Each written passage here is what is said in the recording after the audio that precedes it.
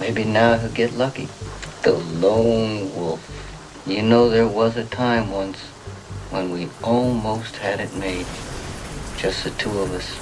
So I'm the last living thing you're ever gonna see. And he pulled the trigger. She ruins people's lives. That's her MO. She has 5 to 100 husbands. She takes people's life savings, their retirements, their homes. Let's go back to May 4th, 2001. Actor Robert Blake and his second wife, Bonny Lee Bakley, were having dinner here at Vitello's in Studio City, California. Little did Bakley know at the time it would be her last meal. After dinner, while sitting in the couple's car, Bakley was gunned down. But who killed Bonny Lee Bakley? Was it her husband of 5 months, Robert Blake? Or a hitman Blake had hired? Or was it one of the many men Bakley had scammed throughout her life? I'm Castroburger, and this is Dead in Hollywood. Let's go behind the sign. We don't know how appropriate it really is that we should be doing my autobiography.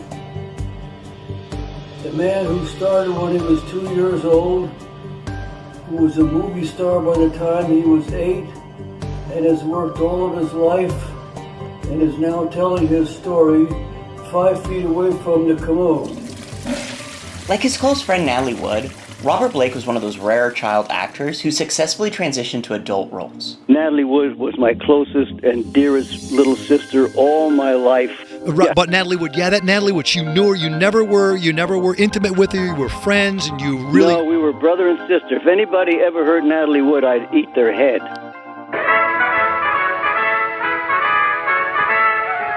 Blake found early success as a 6-year-old in MGM's R-Gang shorts, aka The Little Rascals. That lemonade is for the customers. What customers? The ones that are coming. I'm sorry, but those crackers are salty and they made me thirsty. Between 1939 and 1944, Blake appeared in 40 of the shorts. His parents even made appearances in the series as extras. According to Blake, his childhood was dark, like dark. He was physically and sexually abused by both of his parents. He was frequently locked in a closet and forced to eat off the floor as his punishment by his alcoholic father. I was his punching bag. I wish I could talk nicely about him. You know, it'd be like me trying to talk nicely about the cops that put me in that cement box for a year. To this day, I hate him. I'm still here. You bastards. I'm the last one. I'm the last little rascal. Start the show. A dark cloud hung over the heads of many of the Little Rascals, prompting some to believe in an R-Gang curse. Carl Schweitzer, who played Alfalfa, probably the most famous member of the Little Rascals, he died from a gunshot wound when he was 31. Buckwheat died at the age of 49 of a heart attack. Darla died of hepatitis at 47. Breeze Brisbane committed suicide at 64. Froggy was killed in a motor scooter accident when he was 16. I don't have no money. Chubby died following surgery at 22. Bone Dust died in a hotel fire he started when he fell asleep smoking at the age of 33. Stymie was a drug addict who died of a stroke at 56. Scotty died from an overdose of barbiturates at age 38. Even Pete the pup was poisoned, and they never found out who killed him. In 1950, Blake was drafted into the United States Army. He was a sergeant in the Special Services, stationed in Alaska, and putting on performances when he fell in love for the first time with a 16-year-old girl. Their engagement was cut short when her father had Blake arrested for statutory rape, and he was placed in the stockade pending a court-martial. Maybe I better stay with you. Blake admitted later in life that he plotted to kill the girl's father, but a priest arranged a settlement between the girl's family and the army, resulting in Blake agreeing never to see her again and being honorably discharged from the army. Upon leaving at the age of 21, Blake found himself without a job and falling into a black hole of depression. This led to a 2-year addiction to cocaine and heroin. He even started dealing drugs. Blake moved to a place in Laurel Canyon. It was wine, women, and pills all the time. And it was around this time that Blake started taking acting lessons from blacklisted actor Jeff Corey. Blake, no longer the cute kid, struggled to find work. His jobs were few and far between for most of the 1950s, even though he did appear in a number of movies, mostly low-budget westerns. Well, there he is. He killed Chet Morse.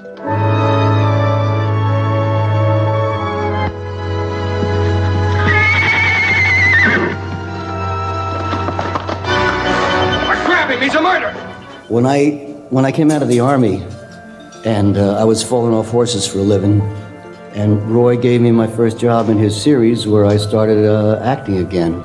You know, I was very troubled and crazy and all like that, and my father died.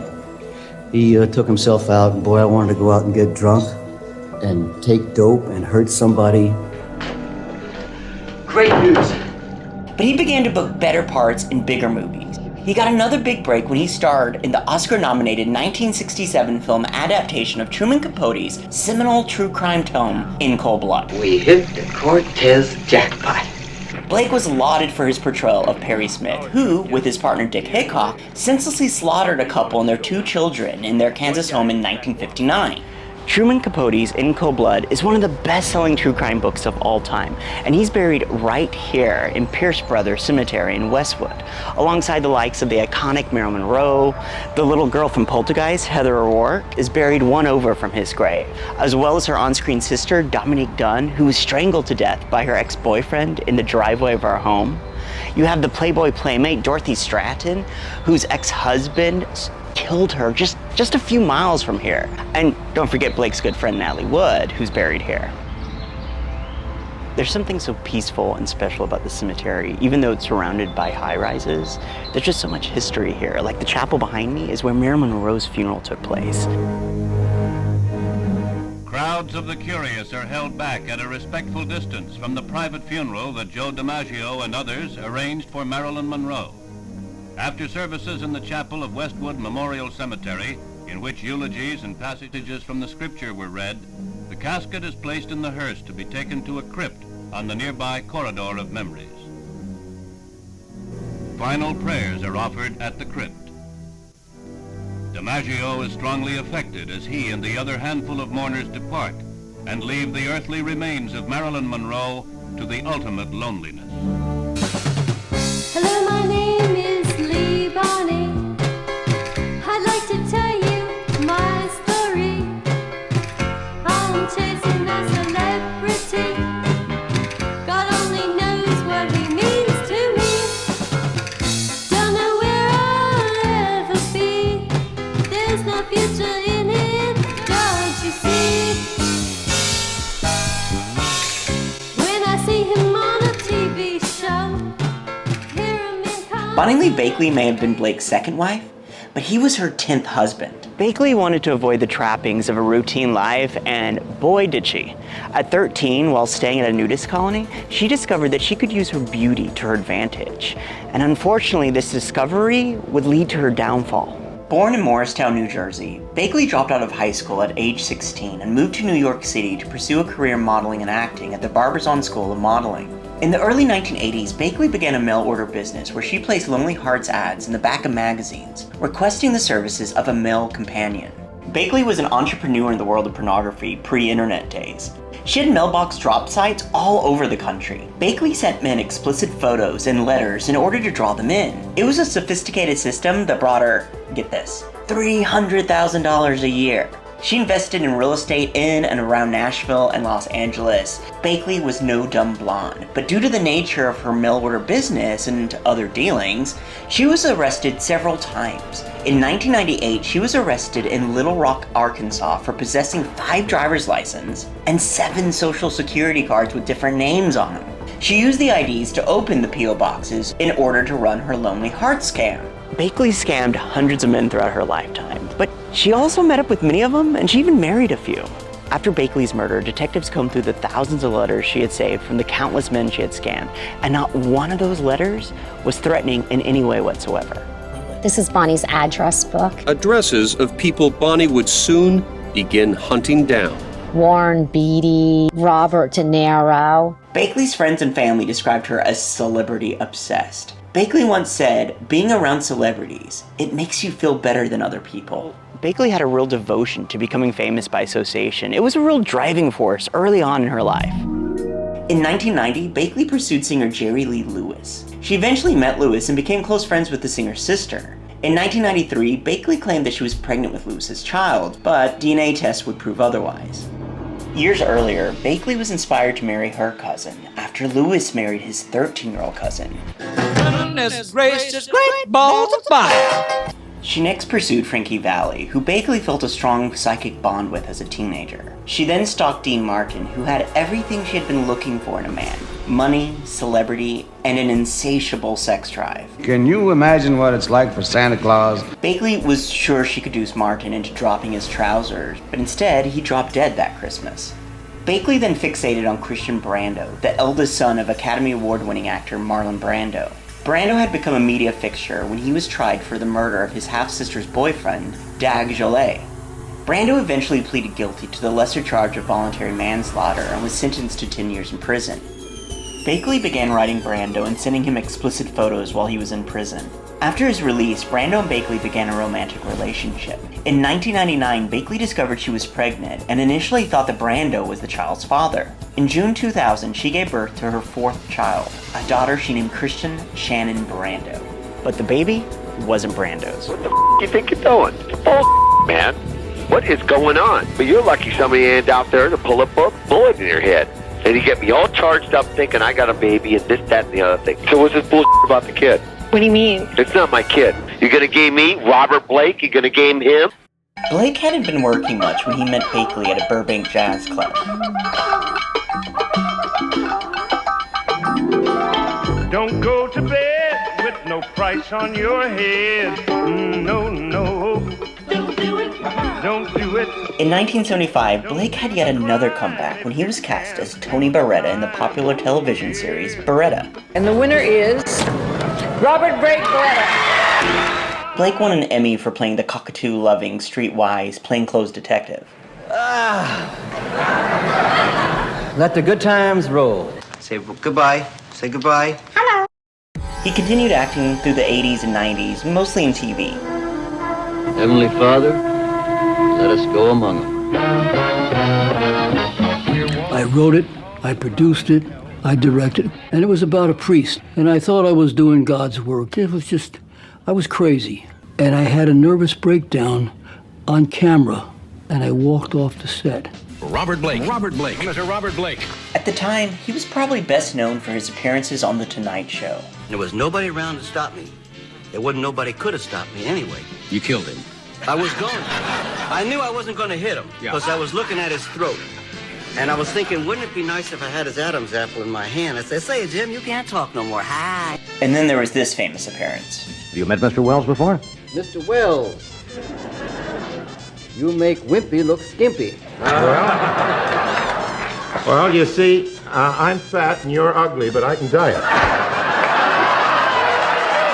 Being as crazy as I am, I spent like 20 years on The Tonight Show inventing this insane junkyard dog. And the crazier I got, the more they loved it. And I suppose if I'd have cut my throat, they'd have put me on every night for a month. He garnered an Emmy nomination for playing another cold-blooded killer, family annihilator John List, in Judgment Day, the John List story. I'm doing the best I can, Helen. I'm sorry. You know, I don't want to go play another cop. I don't want to do all that junk. I've wasted 99% of my life in front of the box doing nonsense. Despite Blake's talent, he was notoriously volatile and difficult to work with. He had trouble booking roles, and his last role was as the terrifying mystery man in David Lynch's 1997 classic Lost Highway. Your name? What the fuck is your name? This movie messed me up as a teenager. As a matter of fact, I'm there right now. At your house. On a hot summer night in August of 1998, Blake attended a birthday party here at what used to be Chadney's restaurant. The one-time steak and chop shop was one of Southern California's few well-known jazz clubs. It was here, across the street from NBC Studios, where Blake and Bakley's paths first crossed. Bakley was with her friend Will Jordan, an Ed Sullivan impersonator nearly twice her age. Jordan introduced her to Blake, who was in rare form that night.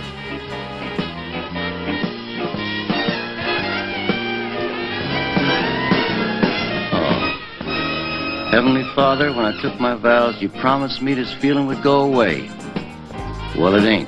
He might have been facing his 65th birthday in less than 3 weeks, but his exercising regime and a recent facelift had totally paid off. He's still just as studly as ever, isn't he? Look at him. Oh, yeah, well, I had liposuction. Did you? Yeah, on my brain. Both Blake and Bakley bonded over the fact that they were born in New Jersey. Is there anyone here from Jersey? Big deal. Okay. They ended up leaving the club early, and according to Bakley's sister, Blake behaved like a teenager in heat. Bakley was half naked before they even pulled into the parking lot here at the Beverly Garland Holiday Inn, where Bakley was staying. The hotel was named for the blonde B-movie scream queen, Beverly Garland, who's probably best remembered for her role as Fred McMurray's wife on My Three Sons. It was overacting, wasn't it? Blake never even saw the inside of Bakley's room. They consummated their love in the back seat of Blake's car right here in the parking lot. I said, can I take my clothes off? Bakley knew Blake was somebody when they met, but she didn't know how big a somebody.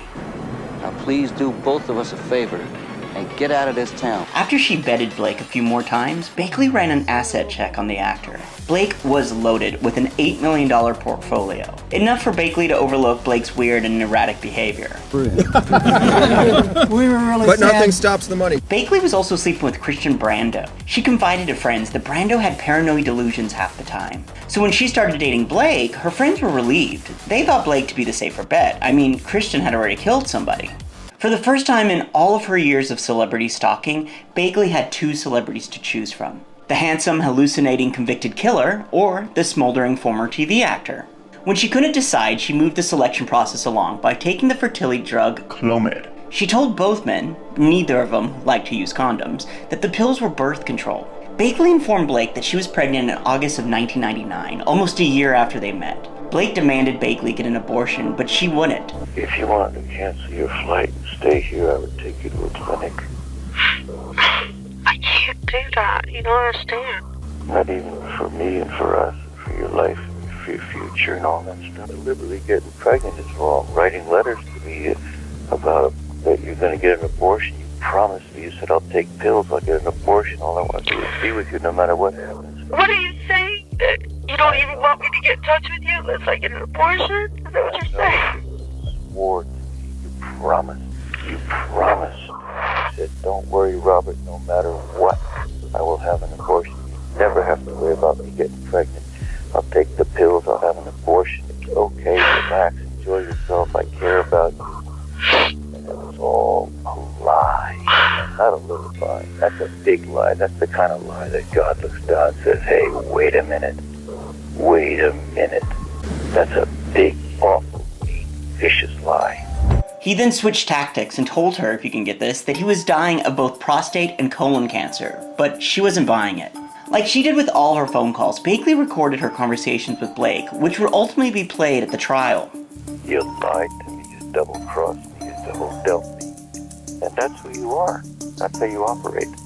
And those are big lies, baby. And if you can live with that, if that doesn't come down on you. On June 2nd, 2000, Bakley gave birth to a baby girl in Little Rock, Arkansas, where she was still on probation. She loved all of her 4 children, but Christian Shannon Brando was Bakley's ticket to Hollywood. In late August of 2000, Blake agreed to a DNA test and flew Bakley to LA, violating her probation. He was a totally different person from who he was on the phone demanding that Bakley get an abortion. Blake drove Bakley to a nearby cafe, but just as they sat down for lunch, 2 policemen showed up and arrested Bakley for violating her probation. Instead of taking her to the North Hollywood police station, they drove her to LAX and put her on a plane back to Little Rock. Once back in Little Rock, Bakley discovered that Blake had orchestrated the whole thing. Blake now had the baby, and he wasn't about to give her up. That's Rosie. When Rosie was 2 weeks old, I held her in my hands and made a deal with God. If you please take care of Rosie, I will never, ever ask you anything again. Bakley flew back to LA on October 1st, 2000, and she filed a police report accusing Blake of stealing her child. She delivered an ultimatum: marry her or pay $7,500 a month for child support. Blake gave in. After signing a lengthy prenup, the happy couple married on November 19, 2000 in Blake's backyard. Bakley spent her wedding night not in her husband's bed, but back at the Beverly Garland Hotel before flying back to Arkansas the next morning to finish the final 3 months of her probation. When Bakley eventually moved to LA in March of 2001, Blake moved her into the split-level guest house behind the main house. It wasn't long before Bakley grew concerned that her 10th husband was plotting to kill her. May 4th, 2001. Bakley spent most of the day on the phone with her sister. She kept repeating the same thing over and over. Blake was going to kill her. Bakley had become so fatalistic that she told her sister which of her photos to distribute to the media upon her death. Bakley called her sister once more before heading out to dinner with Blake. She left a voicemail. She was worried about something. She knew he was going to kill her or wanted to kill her, but I think she just thought she could handle it. But he told her repeatedly, I got a bullet with your name on it. Don't worry, honey. In my strange, demented way, I think we're all murderers. In the early evening of Friday, May 4th, 2001, Blake and Bakley had dinner here at Vitello's. It was Blake's favorite restaurant. He sometimes ate here 2 to 3 times a week, and they even named a dish after the actor, the Robert Blake. It was a spinach and tomato pasta dish. Blake parked his 1991 black Dodge Stealth on the south side of Woodbridge Street. The couple parked here on the night of the murders. They got out of the car and walked the block and a half to the restaurant. Blake never used the parking lot that's adjacent to the restaurant. He always parked on the street for some reason. Robert always parked on the street. I don't care if it was during the days and there was nobody in the parking lot. The couple strolled arm in arm the block and a half to Vitello's. Take Mezzaluna in Brentwood, for instance, where Nicole Brown Simpson had her last meal. That restaurant barely lasted, I think, another 6 months after the murders, but Vitello's, it's thrived since being connected to this crime, and what, 22 years later, it's still going strong. Hi. Tip for 2. Do you want to be indoors or After the couple entered the restaurant, the co-owner of Vitello's seated the couple, not at Blake's usual corner booth, number 42, but at a booth near the rear of the restaurant that was still visible to the other dining patrons. The restaurant's changed a lot since 2001, and in 2005, the new owners completely gutted the inside of the restaurant, and they even took down the famous Vitello's wall mural that everyone loved, that had been hanging in the restaurant since day one. And in 2012, this is interesting, in 2012, the booth that Blake and Bakley sat in that night sold at auction. And no, it's okay. No, you're good. I think we're good. Oh, Robert Blake. I do a true crime thing. Oh, yeah, you do? Yeah. Oh, yeah. It would have been right there. Right there. And then that booth sold at auction in 2012. I heard. I haven't found out how much they sold it for, but I heard it was sold at auction. I only heard a rumor, and I have no... Do you know who bought it? No, do you? I heard a rumor that it was Marilyn Manson, but... I believe that. I believe that. Okay. On this particular evening, the couple were there to discuss their future plans and their troubled relationship. Blake's grown daughter, Delilah, cared for their 11-month-old daughter, whose name they had changed to Rose. So while they were having dinner, the pianist played Blake's favorite song, which was I Remember You. Halfway through dinner, Blake excused himself to go to the restroom while Bakley finished off her 3rd glass of wine. Another patron reportedly witnessed Blake vomiting into a trash can, pulling his hair and mumbling to himself. He hadn't drunk any alcohol, nor did he complain to the waiter about the food. The couple finished dinner, Blake paid the bill, leaving a 25% tip, and they walked back to their car, which was parked a block and a half away from Vitello's, on the side street, Woodbridge. Right here. Right exactly where this car is parked. So they got back to the car that night, between 9:30 and 9:40. He opened the door for Bakley, put her inside, then he realized, oh shit, I left my gun in the restaurant, which is just like the most amazing excuse. He walks back to the restaurant, which takes a couple minutes. Thing is, nobody sees him in the restaurant grab his gun. The busboy had bussed the table within 2 minutes after the couple left, and he didn't find a gun. So then he makes his way back here, allegedly, and that's when he sees her slumped over in the passenger seat, leaning over the center console. I couldn't rouse her. First I thought she was sleeping. I shook her. I saw the blood on her nose, and I went for help. He goes to this house right here, and no one's home. And he's banging on the door, and he's banging on the door, and no one's answering. So he crosses the street over to this house, and again, he's banging on the door, and he's frantic. He's all over the place. And the neighbor comes down in a bathrobe, and Blake's like, you gotta call 911. My wife's been beaten up in our car, which is parked right over here. Please help, call 911. So the neighbor goes back inside, grabs his phone, comes out, and they call 911. And you can hear Blake in the background of the 911 call.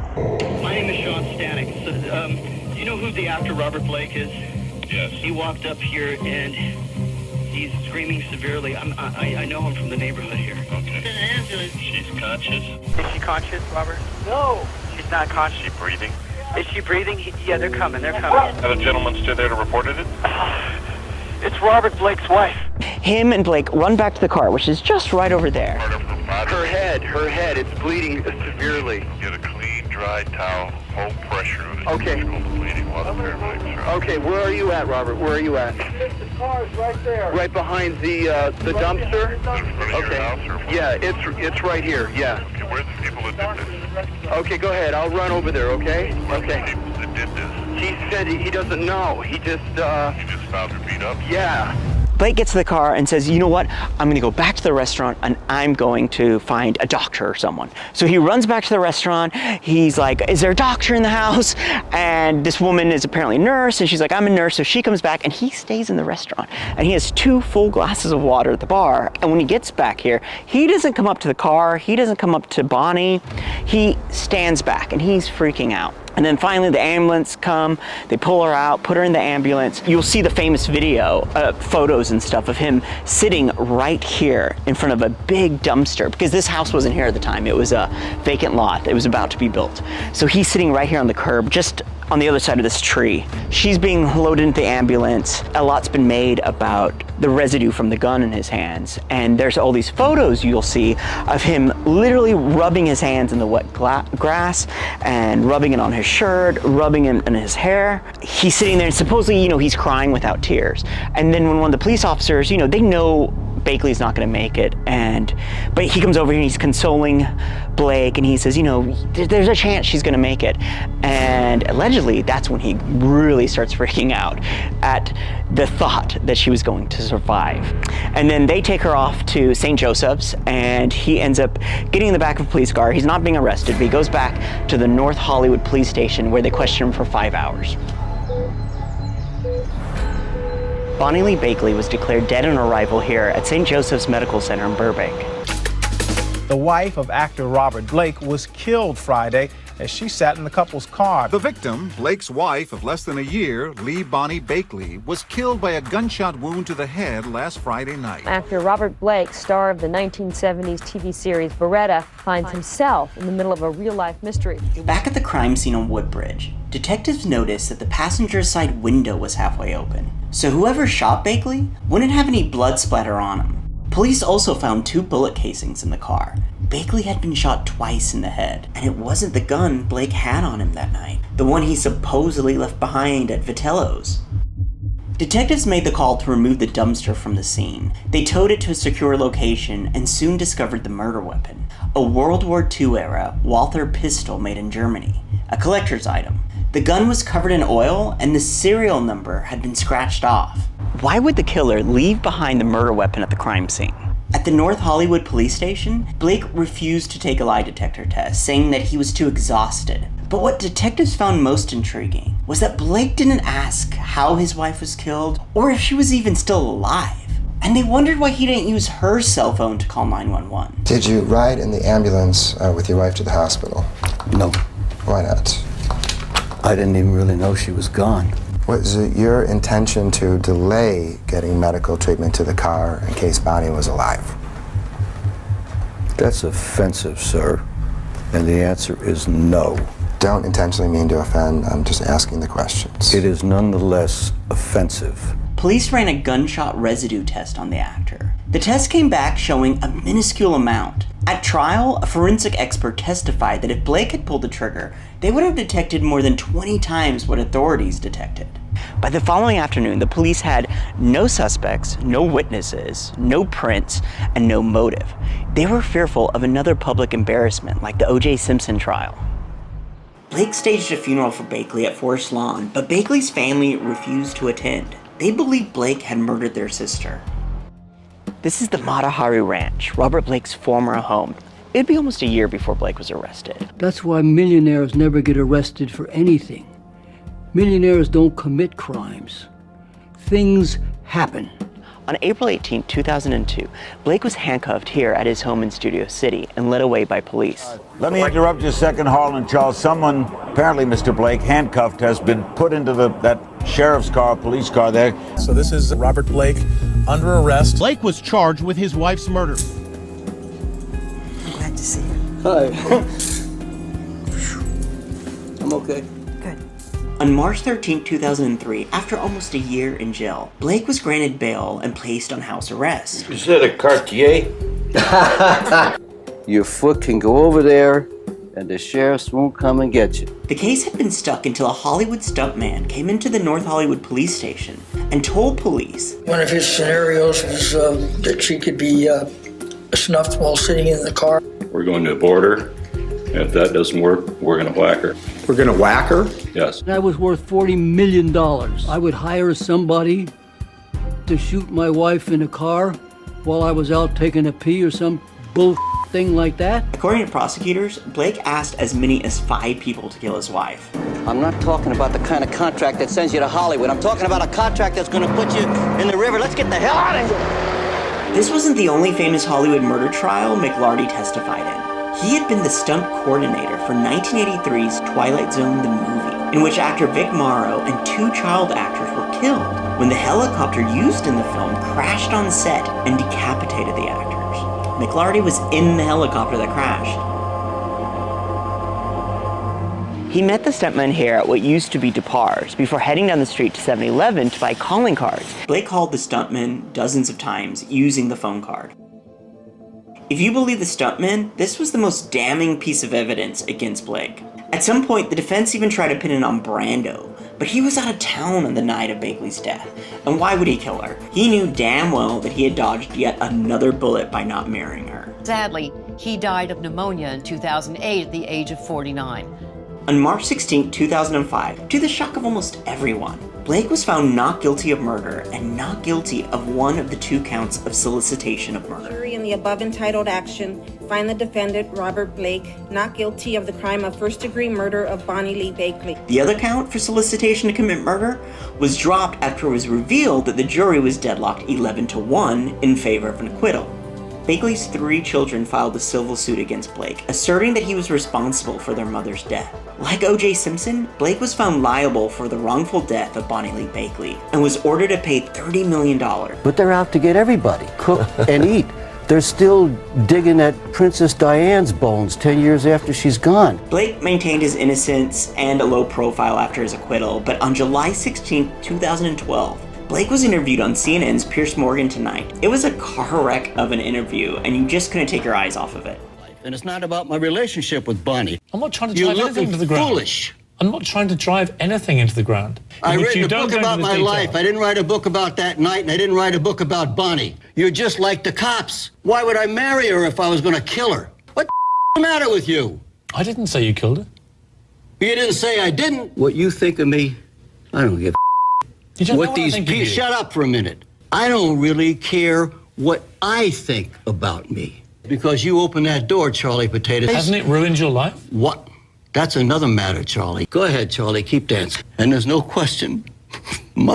Wait a minute. Today, the walls of Blake's home are covered with his own bizarre handwritten scrawls. One says it's a sin not to dream. Others say no friends, no family, no wife, no kids, none. While putting together this video, Robert Blake died from heart disease in Los Angeles on March 9, 2023, at the age of 89.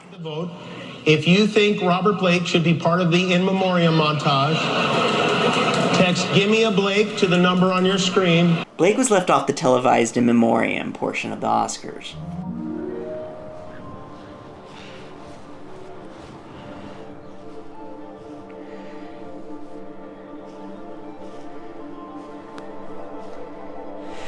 Here it is.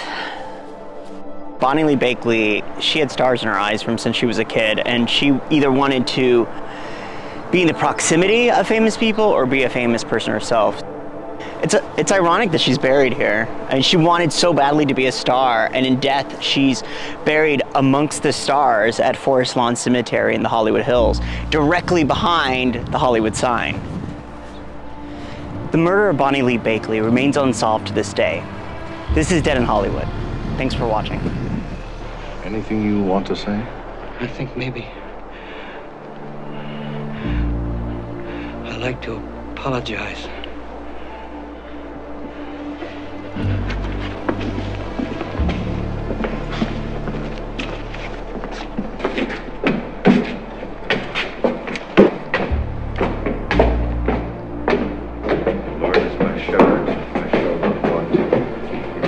Lie down in green pastures. He leadeth me beside the still waters. He restoreth my soul. He leadeth me in the paths of righteousness for his name's sake.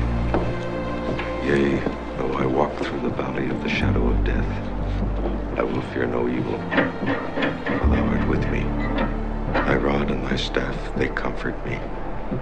Thou preparest a table before me in the presence of mine enemies. Thou anointest my head with oil. There's God in this place, too.